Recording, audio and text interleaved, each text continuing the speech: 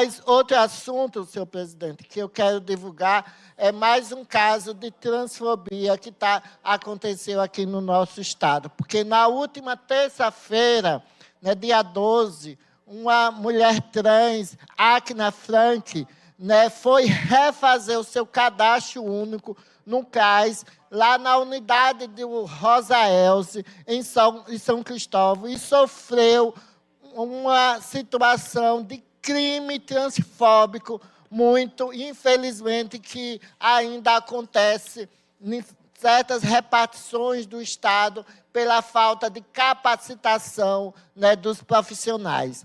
A Akna havia retificado seus documentos há mais de 2 anos, mas ainda não tinha atualizado os dados no centro de referência.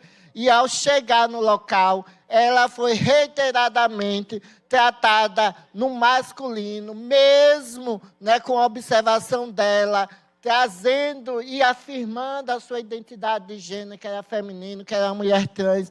Mesmo assim, né, a pessoa que a atendeu desrespeitou e negligenciou, né, a solicitação dela. E a violência não parou por aí. No dia seguinte, quando a Akna foi verificar o seu cadastro único, ela estava registrada no sexo masculino, algo que não pode acontecer, porque já tem procedimento, até mesmo do Ministério do Desenvolvimento e Assistência Social, através, né, de um informe do cadastro único, de número 56 de 2022, 56/22 de outubro de 2024, que é uma conquista histórica, onde existe, né, um campo onde a pessoa pode ser designada como pessoa trans ou travesti, e também qual o seu gênero e sua identidade de gênero. E essas perguntas representam um avanço na pauta, pois cria dados para fundamentar as políticas públicas e visa evitar a transfobia institucional. Infelizmente, não são casos isolados, né? Várias pessoas trans, quando vão, né, algumas repartições, não só pública e privada, insistem em desrespeitar, em agir de uma forma criminosa, porque o desrespeito à nossa identidade de gênero é transfobia. E transfobia no Brasil é equiparada ao crime, né, de racismo. Então, as pessoas, independentemente da sua condição de aceitar ou não, que não é isso que a gente está discutindo, mas a gente precisa de respeito. E quero expressar toda a minha solidariedade à Akna Frank e dizer que a situação já está, né, sob a atuação de nossa equipe jurídica, que vai tomar todas as medidas cabíveis para que esse tipo de crime não fique impune, para que nenhuma pessoa trans tenha que passar por esse tipo de violência. Então, toda a minha solidariedade à Akna. Mas, senhor presidente, hoje é um dia muito importante, que é o Dia Mundial e Nacional da Diabetes, né, que tem o objetivo de nos alertar para uma epidemia silenciosa que atinge milhões de pessoas. Segundo o Atlas da Diabetes, da Federação Internacional de Diabetes, do IDF, até 2045, quase 50 milhões de adultos poderão desenvolver essa doença, representando um aumento alarmante de 50%. Vou colocar um vídeo, né, que a gente recebeu do Instituto Diabetes Brasil, né, com depoimentos muito importantes de pacientes. Por favor, pode colocar.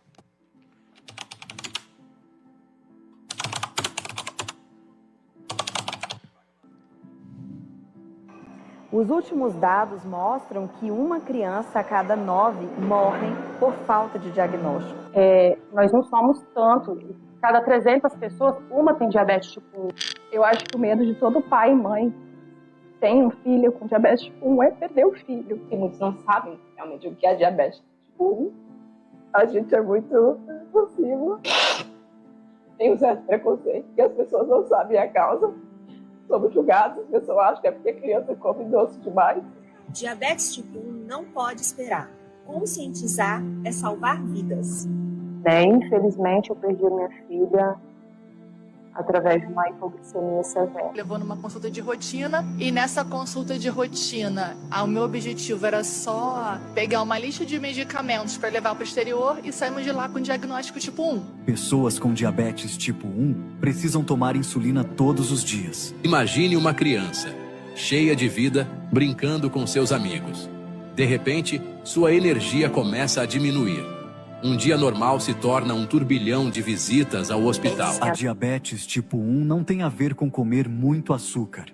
É uma doença autoimune em que o corpo ataca as células do pâncreas.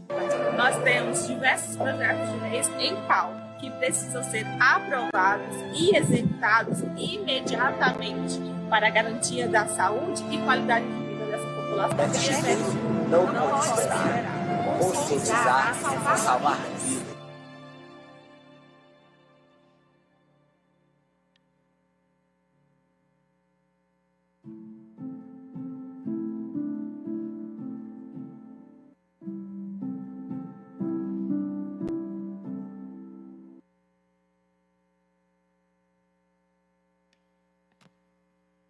Um vídeo muito importante, né, que traz uma reflexão, porque, infelizmente, o Brasil, né, é o país que mais mata por diabetes, né, e se tivesse um diagnóstico precoce, e para que isso acontecer não precisa de muito investimento, várias situações como essa, né, de chegar à morte, poderia ser evitada. Mas, presidente, na última terça-feira, dia 12, o Movimento Nacional de Diabetes comemorou uma importante vitória lá no Supremo Tribunal de Justiça. A ministra Nancy Andrighi deu um voto favorável no julgamento de 2 processos para as pessoas com diabetes que utilizam planos de saúde. E, a partir de agora, os dispositivos de insulina não serão mais classificados como medicamentos domiciliares, que retirava a obrigatoriedade de fornecimento via planos de saúde. Dessa forma, agora o acesso a tecnologias como bombas de insulina e sensores de glicose vão finalmente se tornar uma realidade. No entanto, ainda há muito a ser feito, pois muitas pessoas não sabem como aplicar ou armazenar corretamente a insulina, e os profissionais de saúde precisam de mais capacitação. Aqui no nosso estado, o acesso a insumos como fitas de glicemia ainda é um desafio para muitos pacientes, pois muitas prefeituras não fornecem a quantidade necessária de caixas de fitas de glicemia. Em diálogo com pacientes e organizações da sociedade civil, nossa mandata está em um novo projeto de lei que visa garantir o diagnóstico precoce do diabetes, que vai impactar especialmente as crianças, que são as mais vulneráveis. Com diagnóstico precoce, podemos iniciar o tratamento de forma adequada e evitar complicações graves, assim como atuar na prevenção. É preciso atuar nessa luta para que possamos exigir políticas públicas mais eficazes, acesso universal a medicamentos e informações precisas sobre o diabetes. Hoje também, né, além de ser o Dia Nacional e Internacional de Diabetes, também é o Dia Nacional da Alfabetização, né, que é um dia muito importante e significativo para tanto colocar em evidência o papel deste direito social num processo de emancipação humana, como para fomentar a discussão sobre a importância de termos políticas educacionais que sejam capazes de responder os anseios da sociedade. De acordo com o indicador Criança Alfabetizada, apenas 31% dos estudantes sergipanos matriculados no 2º ano do ensino fundamental da rede pública alcançaram o padrão nacional de alfabetização em 2023. E é inadmissível o descaso do governo de Sergipe quando se trata de garantia do direito à alfabetização. Em nosso Estado, não há nenhum tipo de argumento que seja de cunho ético-pedagógico que justifique tamanho desrespeito à população. E, diante deste cenário, torna-se urgente reforçarmos nesta Casa Legislativa o nosso compromisso com a alfabetização de crianças, jovens e adultos e idosos, exigindo que esta pauta seja considerada prioritária no campo das políticas de educação do Estado, garantindo uma oferta de ensino que não se limite apenas ao acesso à escolarização, mas também que esta jornada escolar possa ser ofertada com qualidade e com compromisso social. E falar de alfabetização, eu não poderia deixar de falar do nosso patrono da educação, Paulo Freire, que com o seu método, né, de educação conseguiu alfabetizar tantas pessoas, principalmente jovens e adultos do sertão do Nordeste,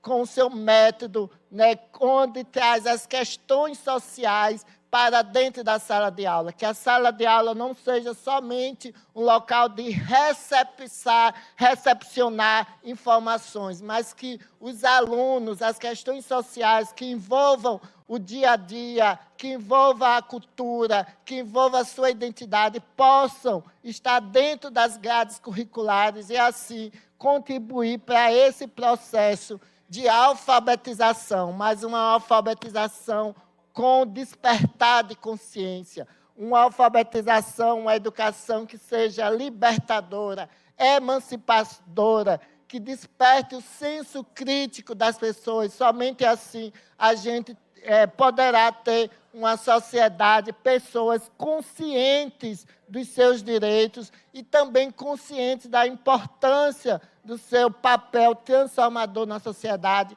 a partir de denúncias, a partir de fiscalização, principalmente de nós, né, parlamentares, que somos eleitos e eleitas para representar e para legislar a favor do povo, principalmente das populações menos, né, favorecidas economicamente. Então, viva a todos as pessoas, todos os pedagogos, todos os educadores do nosso Estado, do nosso país.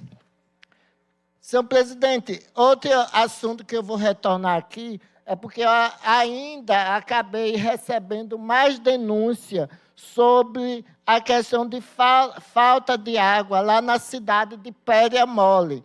Na sessão do dia 29 de outubro, eu havia relatado que algumas comunidades estavam há mais de 15 dias sem um abastecimento regular de água em suas casas. Agora, a população volta a procurar nossa mandata para relatar que ainda permanece sem o abastecimento. E é surreal essa situação. Algumas comunidades já estão há mais de 30 dias sem o abastecimento de água em suas residências.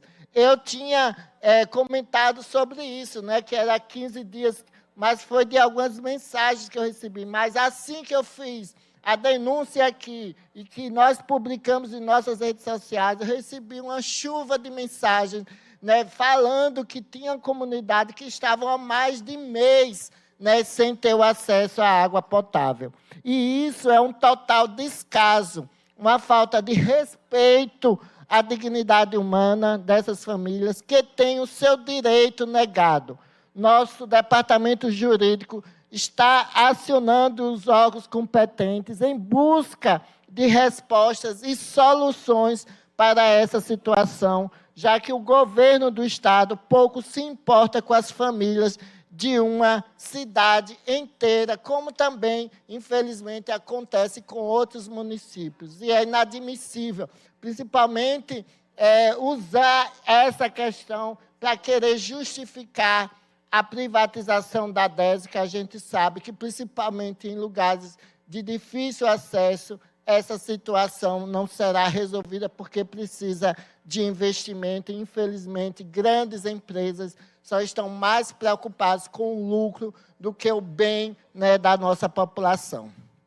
Bom, mas para finalizar, eu quero fazer um convite, né, porque ontem eu já falei, mas eu queria reiterar, porque amanhã, dia 15 de novembro, feriado da Proclamação da República, nós, trabalhadoras e trabalhadores e movimentos populares, vão às ruas do centro de Aracaju para dialogar com a população sobre o fim da escala do trabalho 6x1.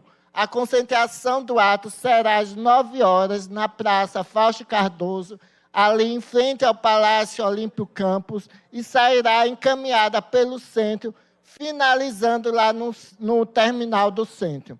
E convido todas, todos e todos para participar desse momento importante de diálogo sobre a PEC que propõe a redução dessa jornada de trabalho desumana. Também é hora de pressionar Arthur Lira, presidente da Casa e líder das siglas e de blocos parlamentares, para que a PEC comece a ser discutida na Comissão de Constituição, Justiça e Cidadania da Câmara dos Deputados.